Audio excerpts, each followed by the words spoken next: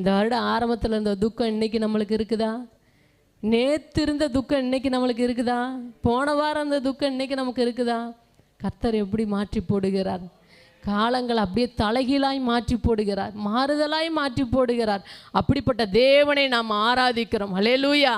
எல்லாவற்றையும் சிலுவையில் சுமந்த தேவன், நம்ம துக்கத்தையும் கண்ணீரையும் பாடுகளை வேதனைகளை சுமந்த தேவன், அப்படிப்பட்ட தேவனை ஆராதிக்கிறோம். நன்றி.